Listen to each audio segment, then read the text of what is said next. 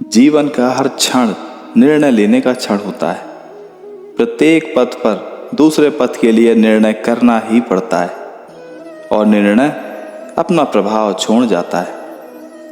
आज किए गए निर्णय भविष्य में सुख और दुख निर्मित करते हैं, ना कि केवल अपनों के लिए बल्कि अपने परिवार के लिए, आने वाली पीढ़ियों के लिए। जब कोई दुविधा सामने आती है तो मन व्याकुल हो जाता है। निर्णय का वो क्षण युद्ध बन जाता है और मन बन जाता है युद्ध भूमि।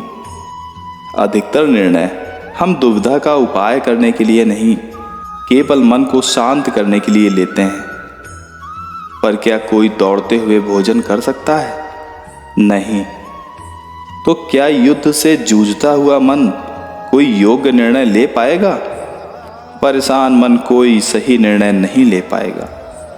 वास्तव में शांत मन से जब कोई निर्णय करता है तो अपने लिए सुखद भविष्य बनाता है, किंतु अपने मन को शांत करने के लिए जब कोई निर्णय लेता है तो वह व्यक्ति भविष्य में अपने लिए कांटों भरा वृक्ष लगाता है। स्वयं विचार कीजिएगा। मैंने कई लोगों को ये कहते सुना है कि मनुष्य जो है वो भूलों का पिटारा है, मनुष्य गलतियों का पुतला है। और ये सत्य भी है। भूल भला किससे नहीं होती? हर एक इंसान से होती है और एक नहीं अनेकों भूलें होती हैं। किंतु स्मरण रखिएगा, उन्हीं के वस्त्रों में कीचड़ लगता है जो कीचड़ साफ करने का प्रयास करता है। और जहां प्रयास वहां भूल तो होगी ही। अब यदि आप कोई नया संकल्प करने जा रहे हैं, कोई बड़ा कार्य करने जा रहे हैं और आपसे कोई भूल हो जाए तो कोई बात नहीं, पश्चाताप ना करें। अपनी भूल को समझें, पहचानें, उसे सुधारने का प्रयास करें और सबसे महत्वपूर्ण बात, अपनी भूलों से सीखें। रक्त भी उन्हीं के हाथों से बहता है जो कांटों में छुपे पुष्प को निकालने का प्रयास करते हैं। स्मरण रखिएगा, जिसने जीवन में कोई भूल नहीं की उसने जीवन में कुछ नया करने का प्रयास ही नहीं किया। ये भूल आपका सबसे बड़ा शिक्षक है, तो इससे दुखी ना होइए, पश्चाताप ना करिए, इस भूल का आदर करना सीखिए। फिर देखिए, आप जीवन में अपने आप को और ऊंचा पाएंगे।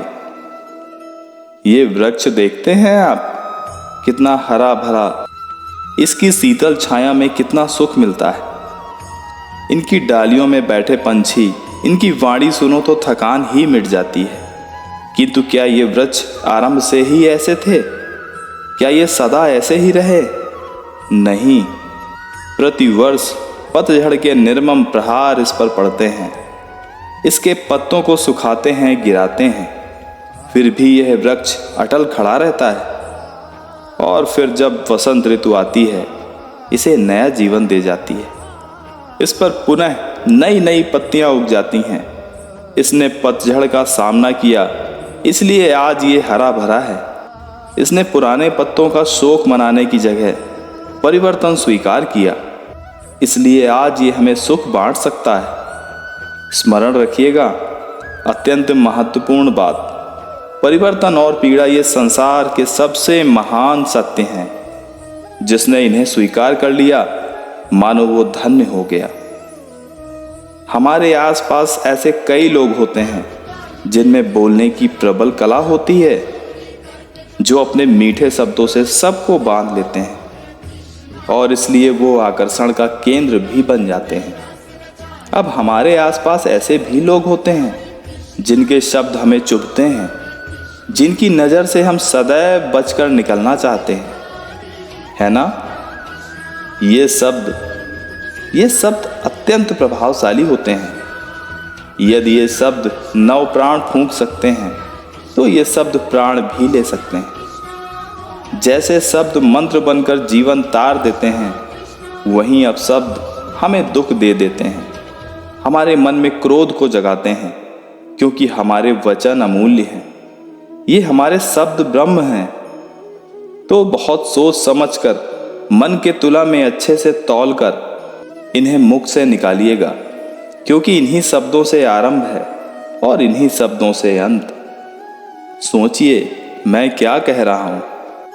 मैं इस सरोवर में स्नान करने का प्रयास कर रहा हूं। इस सरोवर में मैं अपना प्रतिबिंब देख रहा हूं।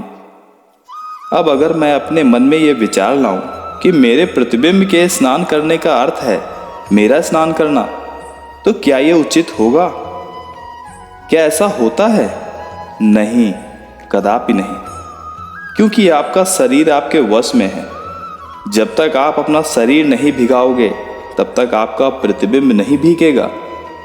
अब आप ये सोच रहे होंगे कि मैं ऐसी व्यर्थ की बातें क्यों कर रहा हूं, क्योंकि इन बातों का नाता है हमारे जीवन में हमारे अनुभव से। हमारे जीवन में ये अनुभव अत्यंत महत्वपूर्ण होते हैं। कुछ लोग ऐसे होते हैं जो संकटों का सामना नहीं करना चाहते, कठिन परिस्थितियों का सामना नहीं करना चाहते, उनसे दूर भागते हैं और साथ ही ये आशा भी करते हैं कि बड़े बड़े संकटों का सामना करने का अनुभव उनमें स्वयं ही आ जाए, वो साहस अपने आप आ जाए। तो ऐसा नहीं है। इसलिए संकटों का सामना करें, ना कि उनसे दूर भागें, क्योंकि ये अनुभव बैठे बिठाए तो नहीं आता। इसके लिए आपको उस मार्ग पर चलना होगा जहाँ संकट है, कठिनाइयाँ हैं, चुनौतियाँ हैं, और उस मार्ग पर निडरता से चलना होगा, इनका सामना करना होगा। फिर देखिए, इस मार्ग में आपकी शक्ति, आपका साहस आपकी प्रतीक्षा करेगी। एक मोती जो बहुत ही सुंदर और आकर्षक होता है, और इसे ऐसे ही बनाए रखने के लिए हम क्या कुछ नहीं करते। इसे ऐसे ही किसी मखमल के वस्त्र में लपेट देते हैं, किसी पिटारे में अच्छे से संभाल के रखते हैं। क्यों? ताकि इस पर खरोंच ना आए, ताकि ये मोती टूटे ना, क्योंकि ये मोती अनमोल है। उसी प्रकार है ये दूध फटे ना, इसलिए हम इसे गर्म करके रखते हैं।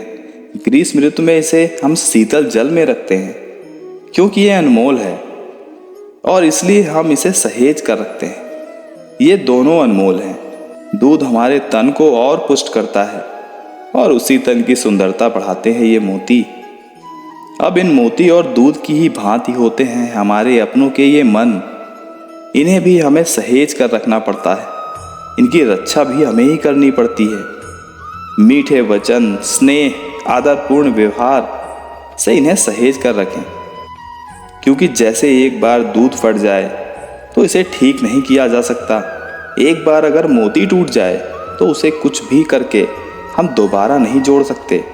ठीक उसी प्रकार मन में अगर एक बार भेद आ जाए तो उसे पुनः पूर्व स्थिति में ले जाना अत्यंत कठिन होता है। मन के मतों में भेद हो सकता है, किंतु मनों में भेद नहीं होना चाहिए। इसलिए अपनों के मन सहेज कर रखें, क्योंकि ये अत्यंत अनमोल होते हैं।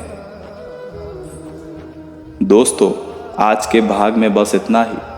खुश रहिए, खुशियां बांटिए। राधे राधे।